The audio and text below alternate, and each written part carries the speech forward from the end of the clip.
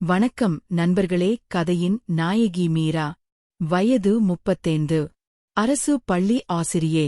ஓர் திருப்பத்தூர் மாவட்டத்தில் உள்ள ஒரு சிறிய கிராமம்.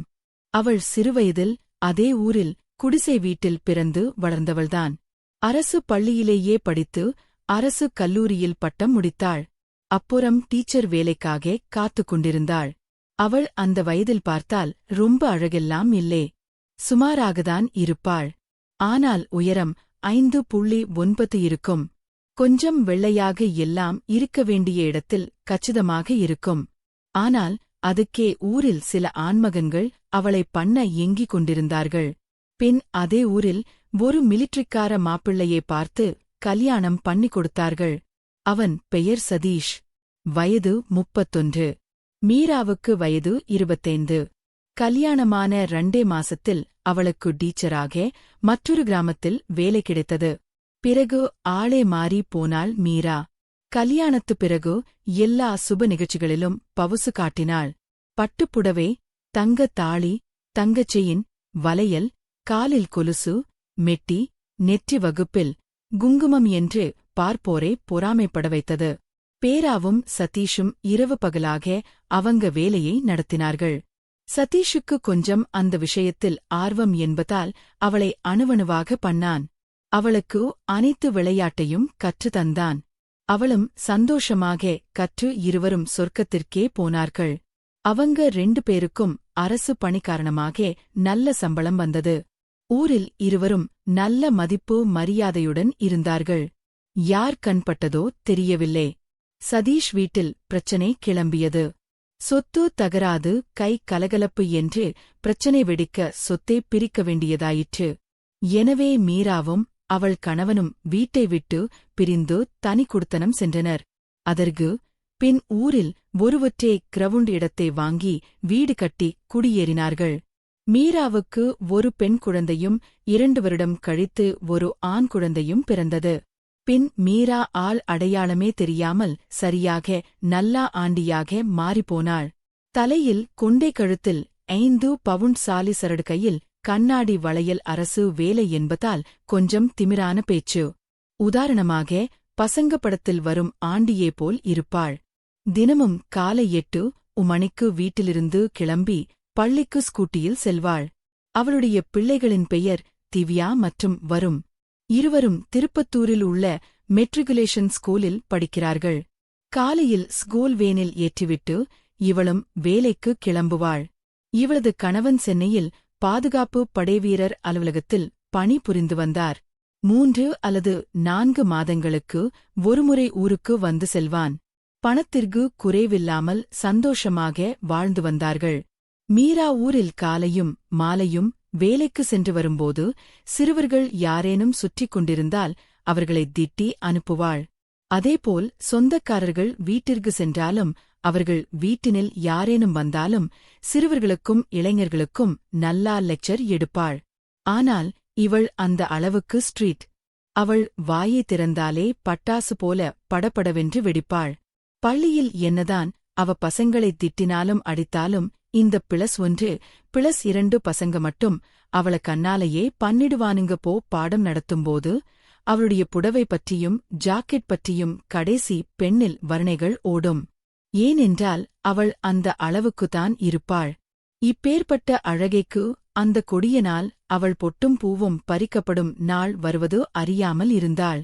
ஆம், அவள் கணவர் சதீஷ் சென்னையில் இருந்து திருப்பத்தூர் வரும்போது எதிரெதிரே பேருந்து மோதிக்கொண்டதால் பரிதாபமாக பலியானார். அந்த செய்தியைக் கேட்டு அவள் அதிர்ந்து மயங்கி விழுந்தாள். மதியம் 12 மணி அளவில் சதீஷியின் உடல் வீட்டிற்கு வந்தவுடன் வீட்டில் மரண ஓலம் அலறியது. மீரா பள்ளியில் இருந்து வந்து அவள் பிள்ளைகளையும் கூட்டிக் கொண்டு வர ஆள் அனுப்பிவிட்டாள். அனைவரும் கதறி கதறி அழுதனர். பின் மறுநாள் அவனை அடக்கம் செய்துவிட்டு அவரவர் வேலையை பார்க்க ஆரம்பித்தனர். மீராவும் அவள் பிள்ளைகளும் 4 நாட்களுக்கு விடாமல் அழுந்து கொண்டிருந்தார்கள். மீராவின் அம்மாவும் அப்பாவும் அவள் சொந்தக்காரர்களும் வீட்டிற்கு வரும்படி அழைத்தார்கள். சதீஷின் அப்பாவும் அம்மாவும் வீட்டிற்கு வரும்படி அழைக்க மீரா யாருக்கும் பிடி கொடுக்காமல், நான் யார் வீட்டுக்கும் போவதாக இல்லை. இது என் கணவன் கட்டிய வீடு. இந்த வீட்டில்தான் நான் இருப்பேன். தயவு செய்து யாரும் இங்கு வரவேண்டாம். வேண்டுமென்றால் அப்பப்போ வந்து எங்களை பார்த்துக் கொள்ளுங்கள். அது போதும் என்று சொல்லி முடித்தாள். நேரா தைரியமான பெண் என்பதால் அதிலிருந்து மீண்டு வர அவளுக்கு வெகு நாட்கள் ஆகவில்லை. 2 மாதத்தில் மறந்து போனாள். அதேபோல் பிள்ளைகளையும் உங்களுக்கு இனி அம்மாதான் எல்லாம் நான் பார்த்துக் கொள்கிறேன் என்று சொல்லி தேற்றினாள். பின்பு சதீஷ் இறந்து 6 மாதம் ஆகியது. மெதுவாக மீரா அவளுடைய இயல்பு வாழ்க்கைக்கு திரும்பினாள். பிள்ளைகளையும் பள்ளிக்கு அனுப்பினாள். ஆனால் மீராவின் அம்மாவிற்கு அவள் தனியாக இருக்க வேண்டாம் என்று தன்னுடைய தூரத்து சொந்தமான ஒரு கிழவியை அவள் வீட்டுக்கு வேலைக்காக வைத்துக் கொள்ளுமாறு கெஞ்சி அனுப்பி வைத்தாள். மீராவுக்கு ஒத்தாசையாக இருக்கும் என்று அவளுடைய குழந்தைகளை பார்த்து கொள்ளவும் அவளை அவள் வீட்டில் முன்புறம் உள்ள ஒரு குடிசை வீட்டில் தங்க வைத்தாள். நாட்கள் இப்படியே கடந்து சென்றது. என்னதான் மீராவுக்கு பழைய வாழ்க்கைக்கு திரும்பினாலும் அவளுடைய மனம் அமைதி இல்லாமல் இருந்தது. இரவில் தன் பிள்ளைகளை அவர்கள் படுக்கை அறையில் படுக்க வைத்துவிட்டு தன்னுடைய அறைக்கு சென்று அவள் பாப்பாவிற்கு கேரட் கொடுத்து சந்தோஷப்படுத்துவாள். பிறகு தலையில் தண்ணீர் ஊற்றிக் கொண்டு வந்து படுப்பாள். பின்பு வேதனையால் கண் கலங்கி ஒரு வழியாக தூங்கிவிடுவாள். இவள் ஸ்கூட்டியில் வந்தாலே ஸ்கூல் பசங்க எல்லாம் தெரிந்து ஓடுவார்கள். இவள் அந்த தைரியத்தை அப்படியே மெயின்டென் பண்ணினாள். சண்டைக்கு யாரேனும் வந்தால் கூட சரிக்கு சமமாக நின்று சண்டை போடுவாள். வீட்டிலும் அவளது பிள்ளைகள் அம்மாவை கண்டாலே பயந்து நடுங்குவார்கள். அவளும் கண்டிக்க வேண்டிய நேரத்தில் கண்டித்து, பாசமாய் இருக்க வேண்டிய நேரத்தில் பாசமாயிருந்து பிள்ளைகளை வளர்த்து வந்தாள். ஊரில் உள்ள சில பெரிய ஆண்மகள்கள் அவளை அந்த மாதிரி பண்ண நினைத்தார்கள். ஆனால் யாருக்கும் அவள் மசியவில்லை. ஏனென்றால் தன்னுடைய பெயர் கெட்டுவிடும் என்று வெளியில் தெரிந்தால் அவமானம் என்றும் யாருக்கும் பிடி கொடுக்காமல் தனியாகவே இருந்தாள். என்னதான் அதன்மேல் ஆசை இருந்தாலும் அவள் இதற்கு சற்று பயந்தாள். கொஞ்ச நாள் இவள் பள்ளியில் வேதனையாக இருக்கும் பொழுது ஒரு டீச்சர், அதாவது இவளுடைய நெருங்கிய தோழி, இவளுடைய குறைகளைக் கேட்டறிந்து அவளுக்கு ஆதரவாக சில தீர்வுகளை சொன்னாள். ஏண்டி மீரா, இதுக்கெல்லாமா வேதனைப்படுவ? உன் வீட்ல கம்ப்யூட்டர் இருக்கான்னு கேட்டா. அதுக்கு மீரா இல்லன்னு சொல்ல முதல்ல அதை ஒன்னு வாங்கி போடுடி என்று அதை பத்தி சொன்னாள். உடனே மீரா, ஏண்டி உனக்கு ஏதாவது விவஸ்தை இருக்கா? நான் 2 குழந்தைகளுக்கு தாய், என்ன போய் இதெல்லாம் செய்ய சொல்றியே அப்படின்னு திட்டினாள். டீச்சர், அடியே, இப்போது இது தாண்டி பொண்ணுங்க அதிகமா யூஸ் பண்றது. என் தங்கச்சி கூட உன்ன வச்சிருக்கா என்று சொல்ல மீராவும் வேறு வழி இல்லாமல் சரிடி எனக்கும் ஒன்னு வாங்கிக் கொடு அப்படின்னு டீச்சரிடம் கேட்டார். டீச்சரும் சரி, கண்டிப்பாக உனக்கு நான் ஹெல்ப் பண்றேன். நீ முதல்ல கம்ப்யூட்டரை வாங்கி ஆர்டர் பண்ண சொன்னாள். பின் மீராவும் கொஞ்சம் நிதானம் அடைந்தாள். அவள் சொன்னபடி வீட்டில் கம்ப்யூட்டர் வாங்கி போட்டாள். பிறகு ஸ்கூல்ல இருந்து வீட்டுக்கு வந்தவுடன் அவளுடைய குழந்தைகளை விசாரித்தாள். என்ன ஹோம்வொர்க் கொடுத்திருக்காங்க, எல்லாம் பண்ணிட்டீங்களா அப்படின்னு சொல்லிட்டு அந்த கிழவியிடம், ஆயா பசங்களுக்கு போரை செஞ்சு கொடு என்று சொன்னாள். கிழவியும் பண்ணி கொடுத்து குழந்தைகளை தூங்க வைத்துவிட்டு ஆயாவும் தூங்கப் போனாள். தன்னுடைய குழந்தைகளை தூங்க வைத்துவிட்டு அவர்கள் அறையை பூட்டிவிட்டு தன்னுடைய அறைக்கு சென்று பூட்டிவிட்டு நெட்டை ஆன் செய்து அதில் வரும் படத்தை பார்த்து கொண்டே தனிமையை மறக்க முயன்றாள். அதேபோல 3 முறை 4 முறை இருந்துவிட்டு பின் ஒரு கம்ப்யூட்டரை ஆப் செய்துவிட்டு வந்து பெட்டில் படித்தாள். பின்பு தன்னை பற்றி அவளை நினைத்து கொண்டாள். நம்ம இவ்வளவு கேவலமாக மாறிவிட்டோமோ? இது மட்டும் வெளியில தெரிந்தா எந்த பயலும் என்னை மதிக்க மாட்டான். கேவலம் இந்த ஆசைக்காக இப்படி அழைகிறேனே என்று தன்னை தானே திட்டிக் கொண்டாள். இதேபோல் சில வாரம் அவளது பெட்ரூமில் இருந்தாள். ஆனால் அவளுக்கு நாளாக நாளாக இன்னும் அதிக தாகம் எடுத்தது. ஒருநாள் மீரா பள்ளிக்கு செல்லும்போது ஒரு செங்கல் சூளையை பார்த்து கொண்டு சென்றாள். அங்கே 35 வயதுடைய ஒருவன் காலை வெயிலில் கடுமையாக வேலை செய்து வந்தான். அந்த செங்கல் சூளை ரோட்டுக்கு கொஞ்சம் தள்ளி இருந்ததால் அங்கே இருப்பவர்களின் முகம் சரியாக பார்க்க முடியாது. அதனால் மீரா முகத்தை பார்க்க முடியாமல் பள்ளிக்கு சென்றாள். பின் தினமும் அந்த இடத்தை பார்த்து கொண்டே சென்று வருவாள். அன்று சனிக்கிழமை 10வது பசங்களுக்கு ஸ்பெஷல் கிளாஸ் என்பதால் காலையில் ஸ்கூலுக்கு போயிட்டு மதியம் அங்கிருந்து வீட்டுக்கு கிளம்பினேன். போகும் வழியில் என்னுடைய வண்டி ஆப்பானது. அதுவும் கரெக்டா அந்த செங்கல் சூளை அருகில். அந்த இடத்தில் ஆள் நடமாட்டம் இல்லே. நானும் என் வண்டியை ஸ்டார்ட் செய்து பார்த்தேன். ஆனால் முடியவில்லை. மதியம் 2 மணி என்பதால் உச்சி வெயிலில் என் உடம்பு வேர்த்து இருந்தது. என்ன செய்வது என்று தெரியாமல் நின்றேன்.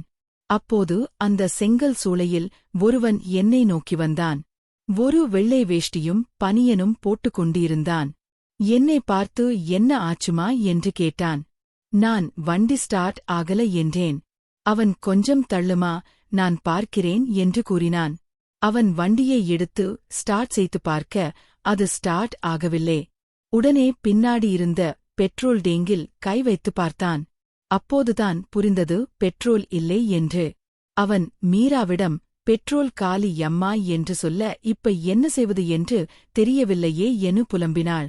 உடனே அவன் கவலை வேண்டாமா, நான் இருக்கிறேன் என்று கூறினான். நான் போய் பெட்ரோல் வாங்கிட்டு வரேன் என்று சொல்ல அவள் சற்று தைரியமானாள். அதுவரை இங்க நிக்க வேண்டாம், அங்க இருக்கும் என் குடிசையில் வந்து இருங்க என்று சொல்ல அவளும் சரி அப்படின்னு சொல்ல அவளை அழைத்து சென்றான். அவளை முன்னே போகவிட்டு இவன் பின்னாடி வண்டியே தள்ளிட்டு வந்தான். இருவரும் செங்கல் சூளை அருகில் வந்து அங்கிருந்த குடிசை மாறி இருக்கும் கொட்டாயில் இருக்கும் கட்டிலில் உட்கார்ந்து கொண்டாள். அவனும் வந்து வண்டியை நிறுத்திவிட்டு அவள் அருகில் சென்றான். மீரா தன் பையிலிருந்து ஒரு 100 ரூபாய் எடுத்துக் கொடுக்க அவன் சட்டையை மாட்டிக்கொண்டு ஒரு சைக்கிளில் காலி கேனுடன் கிளம்பினான்.